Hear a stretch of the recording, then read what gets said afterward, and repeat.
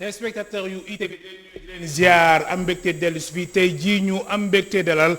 Demba Diallo vice-président bu CODEC bu Rufisque naka noonu mu nekk technicien en génie civil membre HCCT mandataire départemental bu Macky 2012 conseiller départemental 2014 naka noonu moom mooy coordonnateur départemental Macky 2012 comme ni ma ko waxee léegi ñu fas yéene waxtaanee lépp lu jëm ci wàllum cadre de vie ku ñu Rufisque wax ci waxum cadre de vie nekkee Rufisque loolu yëpp moom mi nga xamante ni xam na ko te nekk acteur de développement local dina ko yaatal ci biir émission si ñaareelu partie aussi dañuy wax ci wàllum politique ndax Rufisque aussi gis nañ élection locale yi taxawaay bi nga xamante ni am na fa ak Yewwi Askan Wi naka noonu ak waa coalition Benno Bokk Yaakaar te Yewwi Askan Wi jël ndam li Demba maa lay dalal jàmm ci plateau Kennu Askan Wi fii si ITV. Malick maa ngi lay fay di nuyu d'abord waa ITV yëpp commencé ko ci ñi ci kaw ak ñëpp rek bu ne ñëpp rek nañu wax ne ñëpp la di nuyu sénégalais yi nga xam ne ñu ngi ñuy déglu di nuyu département de Rufisque bi nga xam ne foofu laa jóge foofu laa bokk foofu laa jóge tey ñëw à travers suma jigéen suma xarit muy Mariama Sarr madame Dia donc maa ngi leen di nuyu jox ko mu nuyul man ñëpp nag mais buñ ci jógee nag dinaa nuyu le président de la République boo xam ne nag dafa taxawal dara ma teel cee bokk pour ne pas dire njëkk cee bokk parce que lépp lu am ci APR u département de Rufisque gannaaw yàlla man la tamaa ci njëkk a bokk le 6 octobre 2008 avant la création du parti donc lu ma doon gannaaw yàlla moom moo ma ko jox lu ma nekk it moom ma ko def kon bu ma toogee ci plateau dinaa leen nuyu di nuyu nag ñëpp di ñaan suñu borom lépp lu ma fi wax daal mu nekk loo xam ne lu rafet lay doon. alors Demba Diallo attente yi bëri na gis nañ ni élection locale yi jàll na 23 janvier atum 2022 dimanche bi la ñu génn alors ci wàllum cadre de vie d'abord nekk nu Rufisque ci wàllum cadre de vie est-ce que jaadu na laataa ñuy xuus bu baax ci waxtaan bi. waaw d'abord damay féliciter ki nga xam ne moom moo gagné moom mooy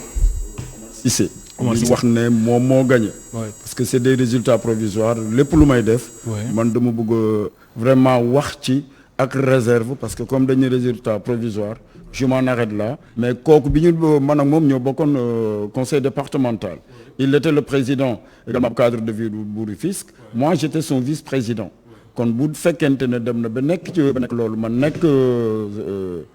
son vice-président su ko yàlla joxe am naa yaakaar ni dana am ay jéego yu mu fi def mais pour dire encore que Rufisque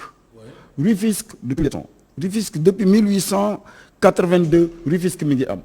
jamono toll woon na ay temps bu man bi may dem armée bu ñu ma waxee Dakar nga dëkk dama naan leen non dëkkuma Dakar Rufisque laa dëkk parce que Rufisque nekkoon na ci commune yoo xam ne ci ñeenti communes yi ëpp doole wala yi gën a rëy ci Sénégal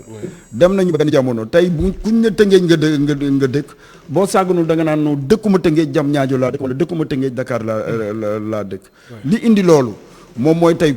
dugg Tëngéej rek erreur la dugg Tëngéej erreur la donc canaux yi nga xam ne ñoom ñoo fa nekk tey ku dugg Tëngéej li lay njëkk a wan ne lu Tëngéej nekkatul Tëngéej ba woon mooy canaux yi ay mbalit saleté lépp ngi ci biir Tëngéej boo duggee ci marché bi da nga naan li marché la wala lan la moom Omar Cissé bi mu njëkkee ñëw dafa ne nañu fexe ba dëkk bi nekk dëkk bu leer nekk dëkk bu set malheureusement parce que le maire bi fi nekkoon était un libéral muy le Daouda Niang déggoowuñu parce que affaire politique moo taxoon mu doon def déggoowuñu ba taxoon moom mu retiré wu mais ku dugg Tëngéej waxuma la mais boo duggee Tëngéej da nga naan mais man Tëngéej laa dëkk wala dëkkuma Tëngéej ñi nga xam ne ñoo nekkoon Tëngéej muy Alioune Badara Mbengue muy ñoom ñi nga xam ne ñoo fa nekkoon Mbaye Ndiaye Ndioro ni ñu defoon Tëngéej tey bu ñu duggee Tëngéej dinañ est-ce que Tëngéej bi ma dëkkoon moom mooy Tëngéej bi et on est au 21e siècle donc c'est pour dire Rufisque que su ma waxee ne cadre de vie bi baax na du dëgg dara baaxul ci baax na du dëgg maanaam dara baaxul ci jëm ci wàllum cadre de vie ci Rufisque tey boo duggee commune bi nga xam ne fa laa bokk ak Rufisque histoire bu mu am d'abord ak Rufisque taarix bu mu am ak Rufisque solo gu mu am ci réew mi d'abord Tëngéej commune bi nga xam ne foofu laa dëkk muy ko la commune du Nord qui est la plus grande commune du département de Rufisque tey amul 5 mètres tali on est au 21e siècle gis nga li may wax dama koy wax di wax waa Tëngéej ne dem leen ngeen xool amul benn tali boo xam ne am na Rufisque Nord. oui Rufisque Nord est la plus grande commune du département de Rufisque. avec plus de 145 000 habitants. amul marché. oui muusante amu fa. et dama musa dem ci benn réew Angleterre. oui ñuy may wax la cartographie de Rufisque. man di leen wax ne leen commune bi nga xam ne fa laa dëkk tey dafa nekk ci sous bombe ci benn bombe la tegu booba avant terre bi di démarrer. parce que Rufisque Nord est divisé maintenant en 3 moom mooy dafa am Rufisque kër yi kaw kër yi suuf ñooñu ñooy ville bi mais Rufisque terre bi mu ñëwee daf ko dagg Rufisque Nord pour nga dem marché da ngay traverser passerelle bi wala nga jaar ci ay tunnel pour nga doog a mën a am accès mën a dem marché lépp lu Rufisque Nord war a am muy les populations de Rufisque Nord fi ñu koy ute mooy est lañ koy ute est lañ koy ute amul tali tey boo duggee Tëngéej Rufisque Nord boo fa duggee rek doo bu ñu la Tëngéej nga dëkk da nga naan dëkkuma Tëngéej. pollution bi latérite bi. très bien. doo comprendre quoi. ça m'a fait quand même un peu mal. kon mën nañu wax ni attentes yi bëri na ci Rufisque naka noonu maire bu bees bi di Omar Cissé maanaam li koy xaar bëri na rawatina aussi jëm ci wàllum cadre de vie. waaw xam nga comme moom dafa ne xam-xamam loolu la màcc. waaw ma am yaakaar ci justement nag xam-xamam loolu la parce que kon moom wàllum cadre de vie. dafa war a mucc ayib. voilà moom normalement maa ngi koy déglu fii ak ren ba déwén. fii ak ren ba déwén parce que comme loolu la yàgg di dox. loolu la xam moi je suis un technicien en génie civil. oui tey am na foo xam ne bu mu tëddee nelaw bu ma nee lii la rek loolu la parce que loolu laa gëm loolu laay dox loolu laay dund. effectivement mais moom comme yàgg na ci dox. ça fait des années créé woon benn kii bu tudd vision di xeex ci loolu kon dama am yaakaar ne bu yàlla demee ba teg ko ci ay loxoom ren ba déwén boo duggee Tëngéej da nga naan Tëngéej ba woon ak Tëngéej bi commencé na mënu ko du ko yàggale mais dañ naan commencé na changer xar kanam. très bien et loolu lañ koy xaar. parce que alors ma bàyyi la nga daane. parce que Diamniadio tey boo duggee Tëngéej mooy dépotoiru Diamniadio et dafa métti ñun ñi dëkk biir Tëngéej man je fais le tour de Rufisque tey boo gisee Diamniadio ñi nga xam ne moom mooy les ouvriers les gis Bissau guinéen ak ñooñu tey boo ñëwee ci booru Sococim ca la ñu def ay mbaar fa la ñu dëkk donc Rufisque bi woon nekkatul donc au lieu Tëngéej nekk loo xam ne mooy pousse Diamniadio léegi Diamniadio moom mooy ville Tëngéej moom mooy département moom mooy banlieue wu département bi vraiment loolu lu metti la. très bien te mënuñ ci dara ñu ngi koy xaar monsieur le maire. est-ce que mën nañu wax ni ak eeru Omar Cissé di maire bu bees bi cadre de vie su defaruwul si mandaawam mën nañu wax ni du mos a defaru ci Rufisque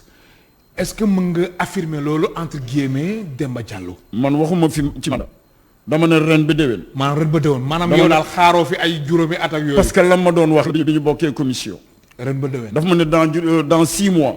Rufisque nekk la mu war a doon. et booba il était que président de commission. oui moom mooy cadre de vie au conseil départemental. oui mu wax ma ko man. parce que bu fekkee mi ngi may dégg xam na ma bu baax. na ma mais monsieur Diallo gis nga lii juróom-benni weer ma réglé Tëngéej kon naa ko may at. kon yow yokk nga si at. kon nag léegi naa ko may at lan ngay xaar si at yi su toogee at yi lan ngay xaar. exactement mu def ko yéen jéego.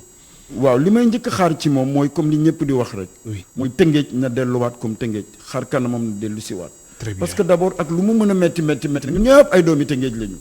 tey bu Tëngéej delloo comme na mu meloon wala mu commencé dellu comme na mu meloon damay fier d'être un Rufisquois. parce que dama naan nag la ñu doon yéene man keneen xëccu la ñu doon yéene mooy defar dëkk bi donc bu ñu amee kenn ak ku mu mën a doon mu ne dafay defar dëkk bi donc Rufisquois yëpp ñun war nañ ko mën a jàppale pour mu defar dëkk bi. je me suis battu. Albé Ndoye qui était maire di créer ce qu'on appelle Carré d'Or. oui Daouda Niang il est du Parti démocratique sénégalais. di xeex pour Rufisque Gate. man de l'APR du parti au pouvoir. oui dama dem fekki ko dégg naa ci nag lu nekk ma ne leen déedéet nañu jiite Tëngéej d'abord. parce que quoi qu'on puisse dire pouvoir bi yàgg daf fi ma sa jóge. je suis un républicain président Macky Sall daf fiy jóge mais Rufisque day des de doon Rufisque lan moo tax pour être cohérent man ma ne munu ma ñëw di wax ne yéen kaay leen ngeen jàppale président parce que moom la fi yàlla fal moom la fi yàlla teg. Daouda Niang aussi moom la fi yàlla teg kon nañ ko jàppale. très bien donc pour être cohérent tey Omar Cissé la fi yàlla teg. te xam-xamam ci loolu la màcc donc ñu ngi ko ciy xaar. defe naa daal ne bu jëmee dara waa Tëngéej bu ñu ko jàppale man bu ma demee damay fier d'être un Rufisquois. donc le défi est lancé moom mi nga xamante ni moom mooy jiite cadre de vie naka noonu xam-xamam màcc si kon dafa war a liggéey Tëngéej rawatina wàllum cadre de vie. alors Demba Diallo lu jëm ci wàllum cadre de vie suñ ko waxee du ñu bàyyi ginnaaw wàllum assainissement. Rufisque aussi gis nañ wàllum assainissement. foofu tamit problème la fa alors lu tax Rufisque wàllum assainissement ñu ko yàgg wax chaque année aussi ñuy am ay jafe-jafe. waaw xam nga d'abord li indi loolu moom mooy Rufisque Nord bi nga xam ne pratiquement ñoo ko gën a jooy. Rufisque Nord ñoo ko gën a jooy. lu tax bu commencé wis rek am nañu problème. parce que benn canal de ceinture moo fa amoon boo xam ne ñu ngi ko fa defoon en 1964. yàgg na canal boobu moom mooy recevoir les eaux pluviales yi nga xam ne mooy jóge Kounoune Kër Ndiaye Sangalkam loolu moom moo doon waral ci duñu kër yi duñu fees mais dem na benn jamono fa canal bi ndox ma waroon a jaar ñépp a ñëw dëkk fa bu ndox ñëwee dafay dévier amul benn égo amul dara à part canal boobu leneen amu fa donc bu ndox mi ñëwee d'abord ñu xam ne Rufisque dafa suufee Rufisque est que bon Kër Massar moo ko tiim Sangalkam moom moo ko tiim Bargny moom moo ko tiim géej gi aussi moo ko tiim donc bu fekkente ne amuñu ay drainage yoo xam ne fa la eau pluviale yi war a mën a jaar pour génn dem déverser wu ci géej gi bu ñu ko bouché wala ñu tëj ko heure bu wisee rek dañuy am problème ñaareel bi mooy amul benn yëpp ban la lépp boo duggee noonu lépp ban la est maire ba fa ne mu ngi doon jéem mais lépp ban la tey ville bi moom moo fa nekk boo duggee ville de Rufisque boo duggee ci ville bi commencé ko ci juuti bi ba ngay dugg Bata bu tawee benn oto parce que benn canal doxul donc loolu dafa yàgg di am bi ñuy defar Tëngéej di defar Nord peut-être ñi fi jiitu wala ñi fi nekkoon prévoir ñu woon loolu war na mën a nekk tey boo duggee ci yenn quartiers yi comme Darou Rahman foofu may nuyu mon ami mon frère Vieux Sagna Aba Sagna kooku ñoom ñoo def comité de quartier dafa ñëw ak comité bi ñu ne kaay leen ñu jéem a ut ay tuyaux raccordés au moins bu ndox mi ñëwee mën fa jaar mais bu fekkente ne da nga ko def muy ban bu ban bi ñëwee benn yoon la fay jaar ban bi bouché canaux yi dootul dem donc problème boobu dafa am te bu jógee gu fa. kooku moom defe naa depuis 30 ans loolu la ñuy wax. loolu la ñuy wax xam nga ma ne déedéet. ñëpp di ko wax ma ne déedéet. effectivement comme bu boobaa wax naa lu dul dëgg. ëpp na étouffé. tey boo duggee marché bi rek. non Tëngéej fépp ay metti fépp mooy metti amul fu dirigeant yu fa jaar yëpp ak ministre yu fa nekk ak tamit kilifa yu fa jaar am na ay kilifa yi nga xamante ni macha allah ku wax Rufisque sa xel dem si ñoom lu tax lan mooy problème bi lan moo tax décollage yu Rufisque Demba Diallo di poser problème ba si atum 2022. problème politique bu salte. problème politique bu salte kenn ku fi nekk bu ñëwee teg programme da nga naan yii kii moom la waaye bu toogee rek fàtte. tey Alioune Ba bu toogee fàtte dañuy am programme bu mucc ayib non bu ñu toogee dañuy fàtte leneen li ñuy dund seen mbir bopp nañu non leneen li ñuy dund lu leer la la seen mbir bopp nañu nekk non comme dal askan bi wala non kenn xalaatu ko ñaata maire ñoo fi jaar tey maire bi fi jógee daaw dañoo bi mu njëkkee wax dafa ne man damay def juróomi at yoo xam ne Tëngéej ji rek laay liggéeyal ñu am yaakaar ci moom parce que li ko fal moom plus fort moo ko faloon oui mu ne moom bu ñëwee day jël ak àddinaam liggéeyal ko Tëngéej ñépp ne kon kii moom moo ko yore mu jéem sottiwul tey boo duggee Tëngéej day gën a metti est-ce que war nañu mën a nekk mandat bi gën a metti mandat ba li gën a metti mandat ba li gën a metti donc ban kii la ñuy dund tey ñi nga xam ne ñoom ñoo fi nekkoon et puis que Tëngéej ay cadre yu mag a mag a mag ñoom ñoo fa nekk boo xoolee gouvernement bi njëkk am ci Sénégal Tëngéej amoon na ñetti ministre y avait Alioune Badara Mbengue Gio Mbaye Assane Cissé ñoom ñëpp c'était des ay ministres yoo xam ne bi ñuy bàyyi Tëngéej melu woon parce que population bi yaatuwul woon mais léegi dem na ba Tëngéej amatul espace bu yaatu nit ñi gën fa bëri te prévoir ñu assainissement donc fi ndox yi waroon jaar wala salte Tëngéej rek ngay dem gis fu waay lekk sànni man jéemoon naa ko créé ne xaaral ma ut ay bërigo wala ay bidon def ko ñu tas ko ci ville bi ku lekk banaana def ko mais romb naa nit daa lekk banaana romb kii ko ma jël kii bi sànni ko ci biir mu ne ma ni nga waanee ma ne ko déedéet parce que lii maa ko fi def pour loolu donc d'abord il faut ñu changer d'abord les mentalités mais ñi nga xam ne nag ñoom ñoo changement de comportement ñi nga xam ne nag ñoom la yàlla jox ñu jiite indi loolu ñoo war a wane le bon exemple indi loo xam ne ay la yowén nit ñi dañu koy gis parce que nag ku jël banaana def ko sa poche gisoo poubelle bu yàggee nga sànni ko ci mbedd donc nos dirigeants ñi nga xam ne depuis ñaata at 20 ans 30 ans ñaata at 20 ans 30 ans xalaatuñu assainissement du Rufisque mooy am naa benn mandat bi nan laa ciy def am naa benn mandat bi nan laa ciy def yéen noonu ngeen loolu la ñuy dundee Tëngéej ku la wax ne mais Demba Diallo da nga bëgg wax ni dirigeant Tëngéej yu fa jaar yëpp noonu la ñuy dundee kan moo ñëw Tëngéej nga ne def na fi bi jéego jugé leen ko kan moo ñi ñëw fa jaar yëpp kan moo ñëw Tëngéej Malick Cissé kan moo ñëw Tëngéej def nga ne bi mu ñëw naa Tëngéej mais lii yokk na ci kan la ban maire amu fa non ban maire mais lii c'est grave non ban maire Rufisque war na mën a nekk muy département bi gën a dellu ci Sénégal tey boo duggee Diamniadio da nga naan man Diamniadio laa dëkk léegi dëkkatuma Tëngéej lan moo ko indi ay dirigeants yoo xam ne seen mbir bopp non ku fi toog loolu ngay def gis nga nañu bàyyi naxante yi wax dëgg te yàlla rek a tax man peut-être loolu mooy sama loolu moom parce que bu ma naree ñëw si émission wax lu dul dëgg jarul ma di fi ñëw mais lu tax ñoom ñëpp ñu yem lu tax ñoom ñëpp ñu yem si sa gis-gis nga ni am na si ñoo xamante ne dañu am vision bu claire naka noonu ñu teg programme de développement wu Rufisque mais suñu toogee seen bopp nañuy tal dama lay jox benn exemple ak ñaanal le maire Badara Mamaya Sène yàlla na yàlla xaare àjjana yóbbu ko ci àjjana yu gën a kawe dañuy ñëw toog mu ne ma demb bu ma kii Tëngéej day soppeeku force ma ne ko waaw mais loolu lañ leen di xaare mu dem élection gagné Tëngéej soppeekuwul ñu ne non kon nañu indi Daouda Niang parce que dafa neutre bu moom day liggéey def na juróom-ñaari at pas juróomi at il a fait 7 ans créé dara dem c'est vrai ndax élection yi dañ ko reporté woon mais ici nous et beneen bi mooy ñun Rufisque jàppale wuñu ñi fi nekk jàppale wuñu parce que Albé Ndoye bi mu nee day def carré d'or il est de l'APR c'est le maire mais carré d'or boo ko defee au moins am na lu mu defal Tëngéej parce que bu loolu projet boobu bu amoon boo rombee Tëngéej dinañ Tëngéej am na lu fi xew am na lu fi am bon y a Rufisque Gueye boo xam ne donc c'est un maire qui n'est pas républicain qui n'est pas de l'APR mais la muy liggéey wax naa ko ci bureau ma ne ko lii ngay liggéey moomuloo ko da ngay dem bàyyi ko fi bu fekkente ne ñun ñi nga xam ne ñu ngi def politique wala ñu ñuy dégg ma jàpp ne tey ITV bii nga nekk teguñu ko fi pour bu Malick Cissé demee mu dem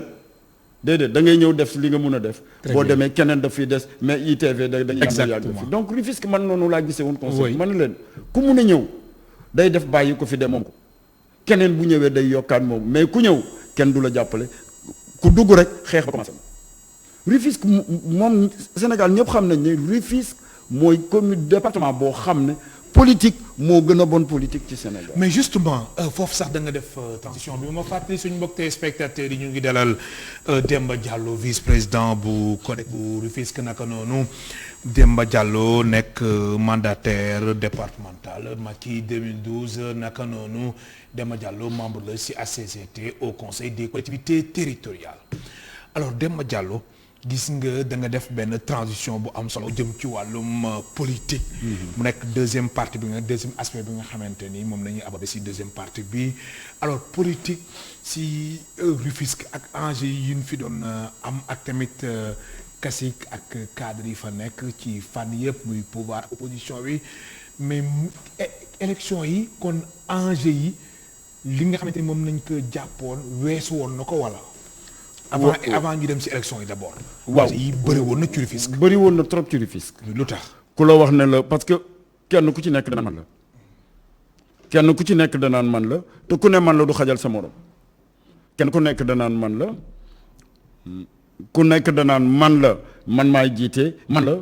Tëngéej ku ko xam da ngay xam da ngay nekk ci xeexoo xuloo waxante et ña koy def mooy ñun ñi nga xam ne ñun ñoo nekk suñu biir parce que bu fekkente ne dañu bëgg ut benn fauteuil fanweeri nit ñëw na dañu koo bëgg xeexoo bi bu baree waxante yu ñaaw yi ak yooyu bu baree rek problème yi day kii ku ne avant les élections avant liste yi. très bien alors Demba Diallo ma fàttali suñu mbokk téléspectateurs yi dañuy synchroniser ak rajo bi ndax coup d'état bi nga xamante ni confirmé na amoon na am ca Guinée-Bissau depuis sànq ñu doon topp xibaar yi dañuy synchroniser rajo bi iRadio ak ITV kon mbokk téléspectateurs yi ñu bàyyi leen seen programme ak édition les écoles